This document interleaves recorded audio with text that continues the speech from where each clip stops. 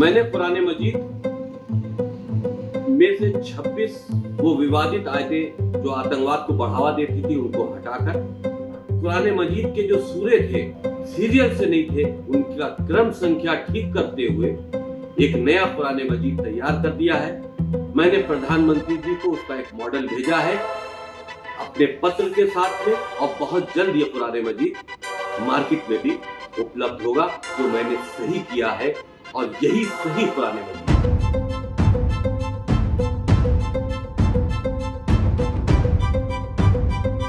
कुरान का दुश्मन वसीम मलऊन इस्लाम से खारिज है, उसके बयानात का मुसलमानों से कोई लेना देना नहीं। मौलाना कल्बे जव्वाद नकवी।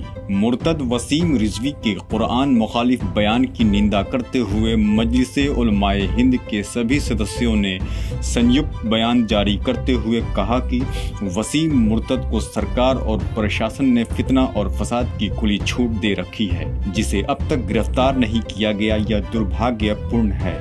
वो मुसलमानों के बीच फूट डलवाने की कोशिश कर रहा है और सरकार मूक दर्शक बनी हुई है। इसकी पूरी जिम्मेदारी सरकार और प्रशासन की होगी, जिसकी लापरवाही और समर्थन की बुनियाद पर वो आज़ाद घूम रहा है, वरना उसे अब तक जेल में होना चाहिए था। मौलाना सैयद कल्बे जव्वाद ने कहा कि दुनिया में पहली बार इतना बड़ा विद्वान और शोधकर्ता पैदा हुआ है जो नया कुरान लिखने का दावा कर रहा है, बल्कि यूं कहा जाए कि वो अब खुदाई दावे कर रहा है। मौलाना ने कहा कि इस गुस्ताखी के पीछे चरमपंथी संगठन हैं जो वसीम मुर्तद का समर्थन कर रहे हैं। ये चरमपंथी संगठन इस्लामी फोबिया का शिकार और हिंदुस्तान की गंगा जमुनी तहजीब के दुश्मन हैं। उन्होंने देश का माहौल खराब कर दिया है और मुसलमानों के बीच फूट डालने के लिए ऐसे बेईमान और इस्लाम विरोधी तथ्यों का इस्तेमाल किया जा रहा है। कोरोना महामारी के इस दौर में जब इंसान जिंदगी और मौत से जंग लड़ रहा है, ये फिरका परस्त संगठन कोरोना से लड़ाई के बजाय हिंदुस्तान को बांटने की कोशिश कर रहे हैं। मौलाना ने प्रधानमंत्री नरेंद्र मोदी से मांग करते हुए कहा कि ये अज्ञानी और भ्रष्ट व्यक्ति हिंदुस्तान की शांति को भंग करने की कोशिश कर रहा है, इसके खिलाफ सख्त कार्रवाई की जाए। कुरान में तहरीफ नहीं हो सकती। जो कुरान में तहरीफ की मांग करे वो मुर्तद और इस्लाम से खारिज है, इसलिए इसके बयानात और मांगों का मुसलमानों से कोई लेना देना नहीं। मौलाना ने कहा कि कुछ मुस्लिम उलमा मुर्तद वसीम रिजवी के खिलाफ बयान न देने के लिए बहाने बना रहे हैं कि वसीम मुर्तद को इससे शोहरत मिल जाएगी। असल में ये मौलवी हमेशा से हुकूमतों का नमकखार रहे हैं और प्रशासन की मर्जी के मुताबिक ही इनके बयानात रहते हैं, वरना यही मौलवी अगर कोई आम इंसान उनके समुदाय के खिलाफ बात कर दे तो आसमान सर पर उठा लेते हैं। मगर खबीस वसीम के बेहद अपमानजनक बयान पर वो चुप्पी साधे हुए हैं।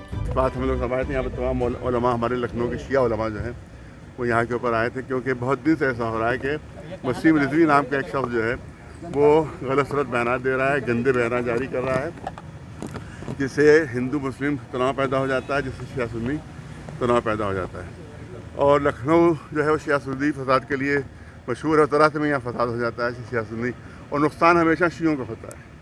घर हमारे जलाए जाते हैं, लोग हमारे मारे जाते हैं, और मजलिसें हमारी बंद होती हैं, प्रोग्राम हमारे ख़त्म हो जाते हैं, तो सारा नुकसान शियों का इसमें होता है। तो इसीलिए हम यहाँ पर आए थे कि वो ऐसे बयान दे रहा है और सब फेक हैं। अपने ही आदमियों को नकली नाम देता है और वो फ़ोन करते हैं और फिर वो सुन्नी के जो खुलफा उनको गालियाँ देता है, माँ बहन की गंदी गालियाँ, ताकि उससे तनाव पैदा हो। वो जो बोलता है दूसरी तरफ से वो भी उसी का आदमी होता है, और उसकी क्लिप की जो वो है वो भी हम लोगों ने दे दी। जैसे एक मोजिज़ नाम का एक यहाँ एक मौलाना छोटा सा उसके संपर्क में है, वो उसने फ़ोन किया था किसी नकली सुन्नी नाम से। इसी तरह सईद नाम का मुतवल्ली है वहाँ का मुग़ल साहबा का, उसने किसी हमीद नाम से दिल्ली से और सबने यहीं से किया था, और सबकी क्लिप जब हमने दे दी उनको, तो हमने ये कहा है कि अगर इसके ख़िलाफ़ कार्रवाई नहीं हुई और गिरफ़्तारी इसकी नहीं की गई तो हम लोग हजरतगंज से अपनी गिरफ़्तारी वहाँ पर देंगे।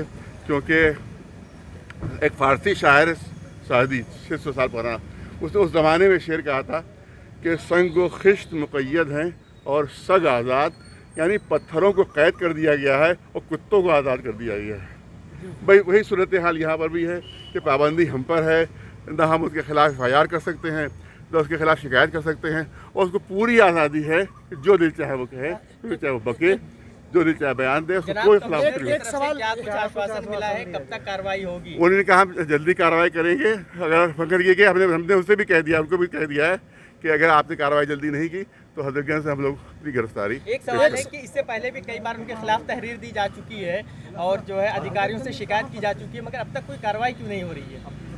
देखिए, एक पीड़िता है, वो हमारे पास भी आई थी, पीड़िता एक हमारे पास आई थी, उसकी बेटी पर कब्जा किए हुए है, और वो उसने शिकायत की इनसे आकर कि जो है वो हमारे बच्ची को आज़ाद कीजिए इसके कब्ज़े से, वो इसको इस्तेमाल कर रहा है, उसको यूज़ कर रहा है अपने मकसद के लिए। 15-16 साल की लड़की है, तो उसको जवाब ये दिया गया, उसने अपने FIR दी कि उनका साहब अगर मोदी साहब के खिलाफ कोई ऐसी शिकायत करें तो हम FIR निकलेंगे। तो उसको मोदी से मिलाया जा रहा है वसीम को कि मोदी के खिलाफ कोई शिकायत अगर दर्ज की जाए तो हम FIR नहीं करेंगे, उसी तरह से हम वसीम के खिलाफ भी शिकायत अगर हो तो हम FIR नहीं करेंगे।